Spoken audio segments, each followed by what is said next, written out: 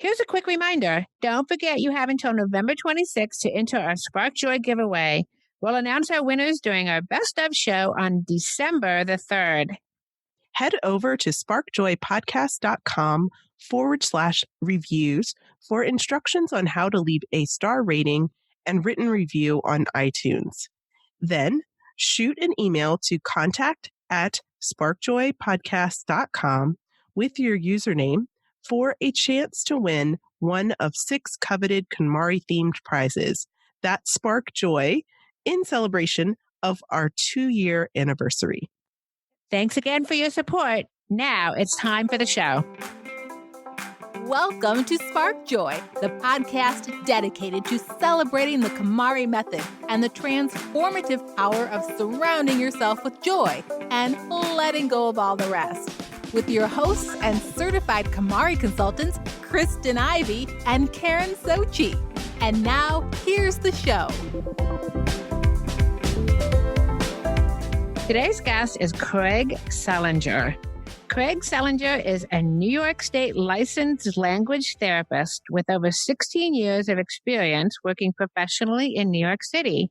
He's the founder and CEO of Themba Tutors. Their mission is to provide accessible tutoring and executive functioning coaching for all learners in their homes, schools, and work environments. Welcome to Spark Joy, Craig. Hi, everybody. I'm so happy to be here. Thank you for joining us, Craig. I want to hear about your story and how you found this work to be your passion. Thank you so much. Yeah, I'm from Long Island, Massapequa Park. So I was a day camp counselor, and then I was a sleepaway camp counselor. I went sleepaway camp in Great Barrington, Massachusetts. And I knew, like, from a young age that I wanted to help people, but I didn't know exactly in what capacity. My mom, she was a reading specialist in East New York, Brooklyn. So fast forward to high school, I was applying to colleges. And at the time, I was shadowing a physical therapist. So I thought I wanted to be a physical therapist. But I did know that I was interested in the sciences. And then I went to University of Wisconsin-Madison. And from there, I just really lucked out. I took a course that was like at 4 p.m. It was like great, like a late course. And it was called Introduction to Communicative Disorders. And it was really the kind of the science of communication and language learning, and had some cognitive science thrown in there. And I had a great professor named Dr. Julia Evans, and it took off. And I started working in her lab. Next thing you know, I was in grad school. I was getting my master's in speech language pathology. And while in grad school, there was some really interesting research that was going on where there were children that were born in Romania. And people don't know the history of Romania, but there was a brutal dictator. So what happened in Romania was there were a lot of the Romanian government was forcing a lot of parents to give up their kids, and their kids were going to these orphanages. And these kids were, severely neglected. Neglected to the point where these kids were just left in cribs. They weren't stimulated, even from a dietary perspective. They're probably just drinking milk. Then the Tchaikovsky, who was the dictator at the time, his regime ended. And then what happened was a lot of these loving Midwest families, they started adopting kids from Romania. And even with a lot of love, these kids were having a lot of academic and psychological issues. And then University of Wisconsin got a grant and started doing some research on these kids just to kind of understand, what's going on. So I was part of that research, and I was doing some neuropsychological assessments on these kids. And then also in tandem, I was working in a neuropsychological lab under Dr. Seth Pollack. And I was doing some brain research where it was really cool. I was putting electrodes on kids' heads. These kids were not from Romania. These are just local kids. And we were assessing something called working memory, which is a type of short-term memory. I was really excited. I was doing a lot of this cool cognitive neuroscience and doing research on these kids from Romania, then also studying to be a speech language therapist. So, I was also I was just eating all this material up. And then from there, I moved back to New York City, started working in Manhattan and Queens. And then over time, I launched my own private practice called Brooklyn Letters. And then a few years later, I launched Themba Tutors because I just noticed that in the tutoring sector, there was a big need for the type of work that I do as a speech language therapist. We teach strategies, how to help these students become optimal learners, And the idea is that by teaching the strategies, they become just better lifelong learners, whether, they move on to college or they move on, eventually to hopefully become a CEO of a company one day. But we kind of fill in a much needed gap where these kids are struggling with specific skills. And what we're really doing is we're teaching these skill sets. They can adopt these skill sets and just become better lifelong learners. Wow, it's so cool how a lot of the services you must offer are so research based. I'm so glad that you had the chance to really prove the connections here. And I'm curious, like I have not really explored tutoring programs in quite some time. I would love to hear like a particular example of what type of services that Themba Tutors offers. There's kind of corporate America, where there are corporate America tutoring companies, and I'm not saying anything bad about them, but it is a corporate structure. And then there are tutoring companies that are more localized, and that's what we do. And then within the localized tutoring companies, the way I perceive it is, there's tutoring, which, when you think of tutoring, you think of, a tutor comes over, you see, look at the child needs help with certain content. You help, you teach the student the content, you help them with their homework, you help them prepare for tests. What we do is we look from a more holistic perspective. But what I mean by that is, again, we mostly work with students that are struggling, parents that are struggling. So, we're starting from a point where, parents are getting frustrated and they really need help. And we come in. So it's not like we're at a starting point where families are ebullient and happy and excited. We're starting from a level of frustration, and we have to kind of come in and, try to figure out like what needs to be done. So, so number one, it's the assessment. We're looking at, one, we're multidisciplinary. We work with a lot of local neuropsychologists where they do what's called the neuropsychological assessment, which is like a super comprehensive assessment where kids have go through days of testing and multiple batteries of testing. And these reports can literally be like 20 to 30 pages long, where it really breaks down the student's profile. So we use that to really understand the child's learning, their strengths and weaknesses and their personality.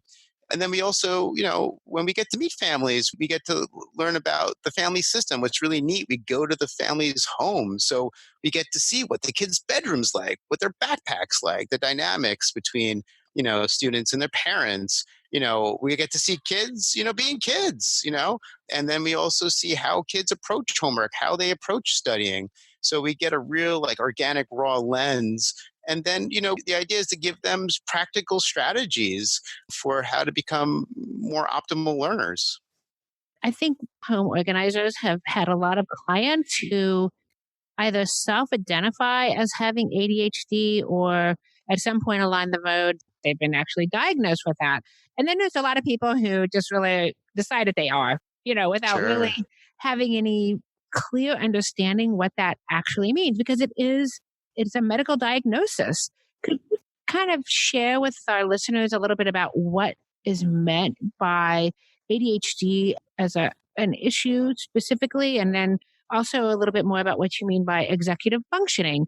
Is that something that only people who are executives face, or is that something that is more widespread? Because those terms are so interesting, but I think they're very misunderstood. They are. And as you know, people like to go to Google, right?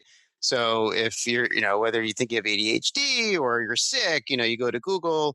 It's really hard to use Google as a resource to kind of self-diagnose, what's going on. The starting point is, finding the right professionals. So in terms of ADHD, the best professionals out there they're called clinical neuropsychologists.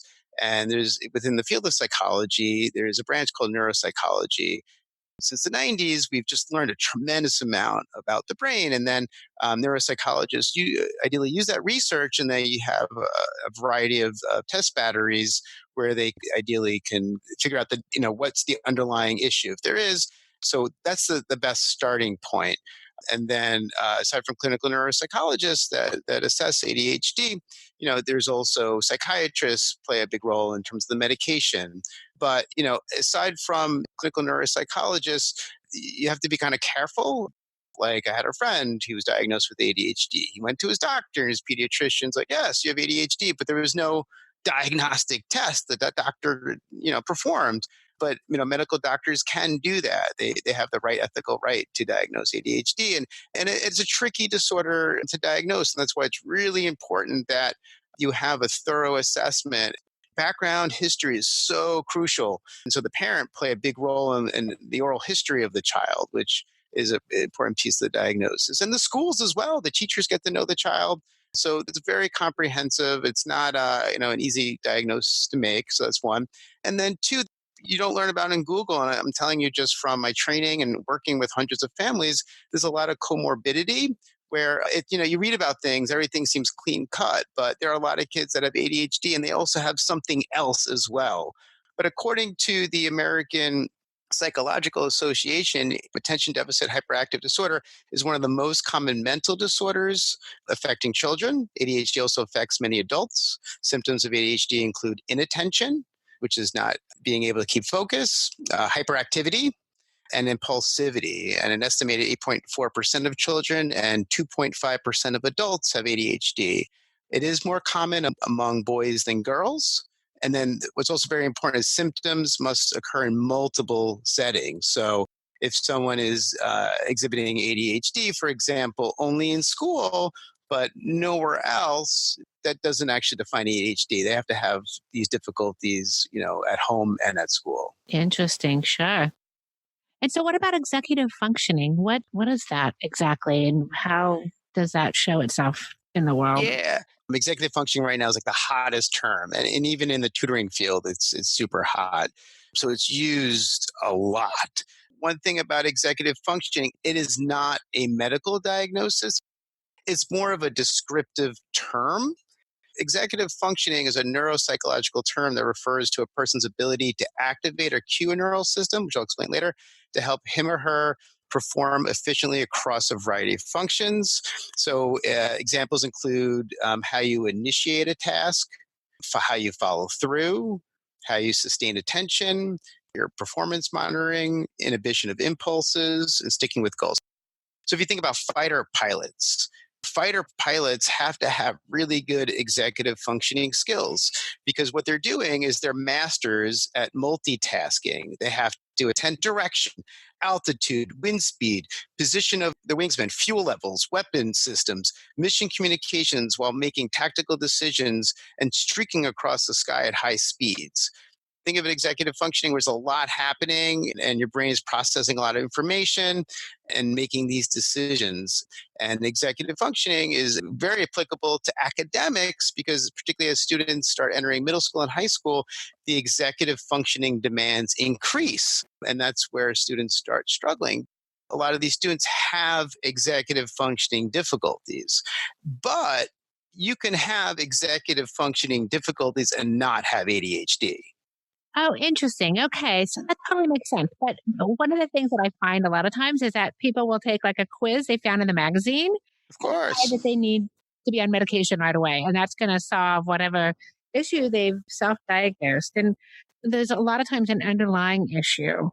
Yes. So in a child or an adult, a lot of times the focus becomes really the behavior that's not optimal Mm-hmm. instead of what's really going on. So I so agree that really the diagnostic component of that is so important. It's crucial. And if you think about it, anytime you're trying to help somebody, the best way to help somebody is to truly understand why that individual is struggling. So if you think about a friend who's having a problem, you understand your friend really well. So you can kind of, in a sense, provide your friend with advice. What happens is that whether you're an adult or a child, you're relying on a third party who doesn't really know you. And they have to kind of make some sort of decision in terms of how they can best help you or provide, advice. Tell us a little bit about some of the challenges that you see in the people that you work with, not only just the physical space challenges, but also in like time management challenges. I think for me, I spend more attention now in terms of when families are seeking our help. I look at really the underlying emotional mechanism. A lot of behaviors are shaped by, something emotionally that's going on. one of the biggest difficulties I find for particularly students that are older or even young adults, and certainly with adults, is the execution of tasks. And, in terms of executing whatever the task is, on the surface, there's avoidance, I don't want to do it, whatever the excuses are. If you dig deeper, there's usually an emotional piece. Why are you avoiding this? Trying to understand, why is there a knee jerk reaction? Like, I don't want to do this. When you understand that mechanism more, or that individual that's struggling with it, if they have more an awareness, that's the biggest step you can take. And then once you start exploring that, understanding that mechanism, the next step is, how do I help myself? Sure. The question, does it spark joy, is a simple one, but not so easy to execute alone. Extend your tidying experience by joining the Spark Joy Club, our online community filled with our clients, fellow listeners, and KonMari enthusiasts ready to support your journey. If you find yourself buried under clothing, stuck on storage, or pointing fingers at untidy housemates or family members, we want to help you finish your tidying journey once and for all. Support the show at the Joy Riser level and receive access to our exclusive virtual community, as well as the Tidy Home Joy Journal, your #1 tidying companion. Visit sparkjoypodcast.com and click on Join the Club to get started. And now back to the show. We work with a lot of kids, and they often have rooms of overflowing toys and clothes and just all the things, of course. Sure. And we find that the kids' ability to decide what to keep and what to let go, every toy, all of a sudden, no matter if they haven't played with it in a year, it's their favorite. Of course. Yeah. Yes. And, it varies from child to child, but that's pretty much something that parents often struggle with, trying to make that space where they can treat their kids' things with respect, but at the same time, get things done, clear some space. Do you have any tips for them? On the surface, it's like, yeah, I'll just, we'll get rid of some of these toys. My kid hasn't looked at these toys in years.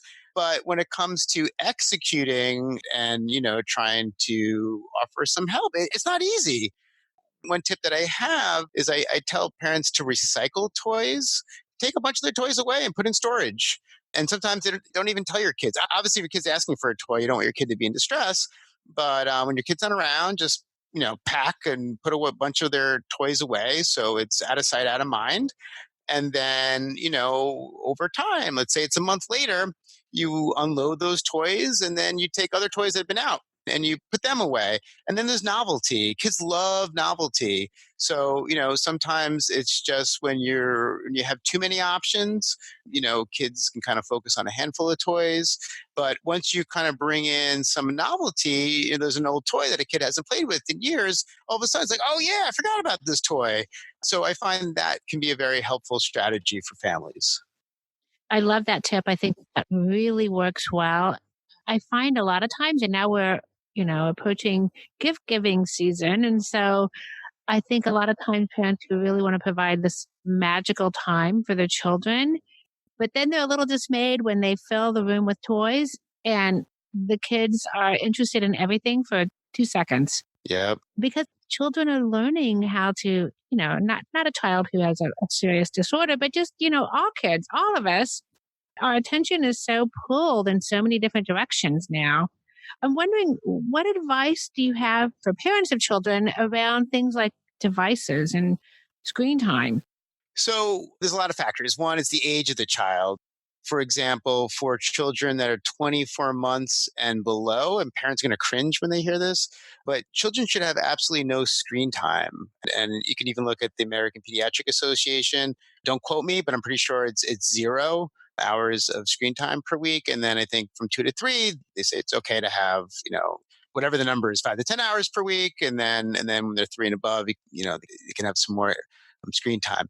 So if you look at kids 36 months and below, to this day, and there was seminal research done in the 80s, and this still holds true today, that if you look at kids across cultures, doesn't matter where they're brought up, if you want your kid to have a really high Q, this is the tip. You ready? What is All that? you have to do is talk to your child. The Oh, number of words they hear per day, and again, I think it's something like if they hear 30,000 words per day compared to kids that have, there's research on 20,000 words per day and 10,000 words per day. But kids that are about 30,000 words per day score about in the threshold of being gifted when they're older. Talking to your kid doesn't mean you say no, no, no, no, no. It's having a social interaction with your child. Even at birth, kids, they're processing language. They're like computer processors, and they're learning early on how to process speech. So if you think about if you go to a foreign country, you don't know the language, you can't make out what they're saying. But babies, when they're born, their brains are programmed to figure out what the heck you're saying, how to discriminate those sounds into meaning. And that's the foundation for language. So just from the get-go, it's really important to talk to your kids and hold your kids and have that healthy attachment. What's happening now is with devices, I'm a parent, I have two kids. I have a child who's 6 and a child who's 3. Devices make parenting easy, right? It sure. really decreases your stress level as a parent because kids love technology. They're glued to it.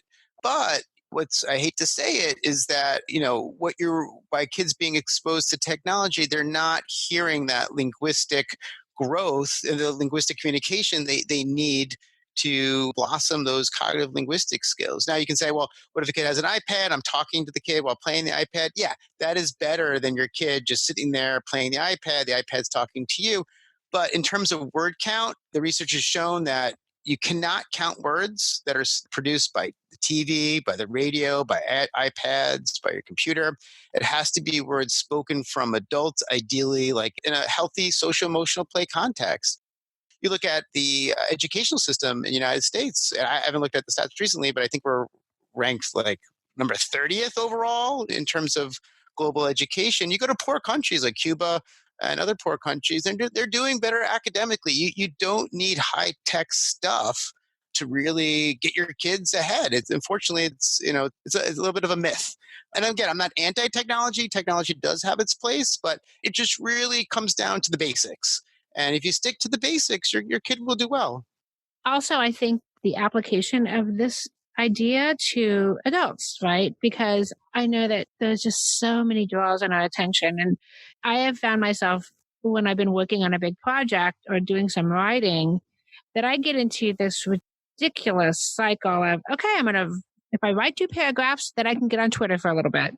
Which Mm-hmm. is when I think about the idea behind that, it's like, oh, okay, this is not good, right? But it's so hard because it's such a compelling source of comfort, distraction.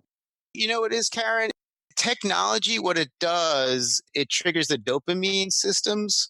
And it's like taking a hit of cocaine. And I'm not joking. There's research that supports that. So every time you check your phone, it's like a little bit, it's like taking a sniff of cocaine. And we're surrounded by drugs. And it's hard. We're all struggling with this. If you look at the science, we don't really need all these technological drugs. And obviously, I'm not, again, anti technology, use technology all the time. But it's something that I think, as whether you're a parent or you have a child, you have to create systems to kind of prevent the overdose of these drugs, as it really can impact your social emotional well-being. Kids feel isolated. Adolescents are feeling really isolated these days because adolescents are checking their Twitter feeds, seeing what their friends are doing. They feel like they're being missed out. There's a lot of distractions out there. And that leads also kind of into executive functioning with impulsivity. And particularly if you're highly impulsive, you're going to want this drug all the time. Sure. Earlier, you had mentioned kind of the challenges in finding a good tutor or coach for working on these issues. What do you suggest parents and adults who feel that they would benefit from something like this? How can they find someone that's qualified, that will meet their needs and help get them on a good path toward, improving their ability to function in the world? Absolutely. I think it's trying to teach those to be savvy consumers. So let's say you think your child doesn't have ADHD or learning disability or something significant that's really interfering with learning. You have a lot of options. You can go with tutors or teachers And then if your child has a significant, like, let's say they are struggling with ADHD or a learning disability, then you should look for specialists. And in general, what happens in the private sector, it's overwhelming. I mean, there's a lot of terms that people say, I'm this, I'm a coach, I'm this or that. But at the end of the day, if your child is significantly struggling with something, you should find out, what are they licensed or certified in your state? Does the state recognize that title?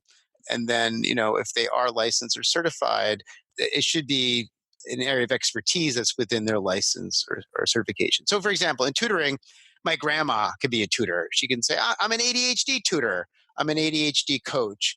In New York State, if you knocked on New York State's door and you said, hey, I'm working with, Shirley, Craig's grandmother, and she's an ADHD coach, New York State would say there's no such profession as an ADHD. We don't recognize that. What is she licensed or certified in? So those are the questions you should really ask. Absolutely. I think that what you just mentioned was really important because there's this whole idea that I had never known before that coaching is so unregulated. I had no idea. And then I'm not saying, like, there could be ADHD, say, coaches, executive functioning coaches that are licensed in special education or speech language pathology or in psychology. So, you look under the hood and they could be absolutely legit, but a lot of parents don't take that step. That's so helpful. I mean, just like the challenge, like tidying up, sometimes you know what the issue is, but you just don't know where to start in terms of what direction to go, in terms of understanding what professionals are out there and how they're qualified or maybe not so qualified. So that's very helpful. And before we let you go, Craig, we also want to ask you what your favorite tidying tip is for people who are managing with an attention disorder. Yeah, no, it's a great question. I find, if you have, let's say, pen and pencils and they're scattered throughout your home, you should create, some sort of drawer where your pencils and pens live. For me, that once you find that all objects should have a place to live, it creates organizational systems and it creates predictability. And then when there's predictability, when we're all so busy during transitions, you know where things should be. And then if you have a family and you'll agree upon, like, hey, this is the home for, printing paper. This is the home for, where we're all going to keep all of our shoes. And I think once you have kind of an agreement within a family, things just tend to run more smoothly. A place for everything and everything in its place. Yes. That's out of the Marie Kondo handbook. Oh, I didn't even know that. That's funny. And at this very moment in time, what sparks the most joy in your life, Craig? Yeah. So I think turning 40 was very significant. And at this point in my life, what I've noticed sparks the most joy tends to be things that are very simplistic in life. And on top of that, I'm really, since I live in New York City, we have 4 seasons, is just really enjoying those simplistic things that each season has to offer. So now we're starting fall. So I was just this weekend, I was upstate. The apple cider donuts are now out and Nice. Honey Crisp apples are back. And so, those simple things, do spark a lot of joy. And I noticed that particularly when it's seasonal, I even enjoy it even more. So I look forward to those seasonal moments. That sounds great. You've made me hungry for cider donuts. So, finally, do you have any parting words of wisdom for those who might be working toward increasing their functionality and time management? Yeah, so I'm not going to lie. So I cheat a little bit, and I wanted to find a really nice quote. So something that I do on the side, actually, I've been practicing for the last 3 years. I do jujitsu. I found this quote that Madonna said. It actually relates to jujitsu, and I think it also relates to when you're empowered to create change. So what Madonna once said, she said, "No matter who you are, no matter what you did, no matter where you've come from, you can always change, become a better version of yourself." And during jiu-jitsu, the martial arts, there's a lot of struggle. I mean, when I started, I had no background in martial arts. I was terrible. And you kind of have to leave your ego at the door. But, you just tell yourself, just show up, just do it. And over time, again, create change. It's not like, you're going to try something and it's all of a sudden you get a quick fix. That's not true change. true change happens over time. And it's not something that you say, hey, I did this all this week and yeah, all of a sudden I'm a lot better. It's just something that you have to work at daily. And if you journal, which is also a helpful tip, let's say you're working on a goal and you start today, I'm working on this. Guaranteed, if you work on that goal every day and you journal about it, 2-3 months from now, you're going to go back and you're like, wow, I really have made a lot of improvement. It may not feel like you've made a lot of improvement, but if you go back and you look from where you started, there's a whole process with ups and downs. Times you're like, I'm going to give up. But guaranteed, if you persevere and stick with it, you will become a better version of yourself. Wow, that was a great thought. And we always love a good Madonna quote. Yes. Well, Craig, thank you so much for being Thank you so much, Karen and Kristen. You're awesome. To learn more about Themba Tutors, you can find them at ThembaTutors.com. On their website, you can actually set up a free call to discuss your concerns and see how Themba Tutors could help you reach your full potential. Exclusively for SparkJoy listeners, Craig has compiled some awesome productivity and organizational apps for students and adults. Head over to our show notes for details. So now we want to hear from you. Tell us your burning tidying questions or share stories about how KonMari has impacted your life. Head over to Apple Podcasts to subscribe and review the show, which helps us reach others along their tidying journeys. To extend your tidying experience, you can join the SparkJoy Club. Visit sparkjoypodcast.com and click Join the Club to become a member of the SparkJoy community, or join us on Facebook, Instagram, and Twitter. Thanks for tuning in, and we hope your day sparks joy.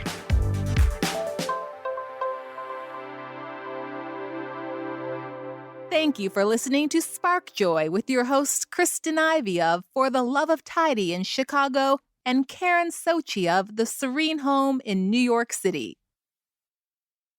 Spark Joy, the podcast, is not endorsed by or affiliated with KonMari Media, Inc. The opinions expressed on this episode represent the views of the co-hosts and guests alone and do not represent the corporate position of KonMari Media, Inc. or the KonMari consultant community.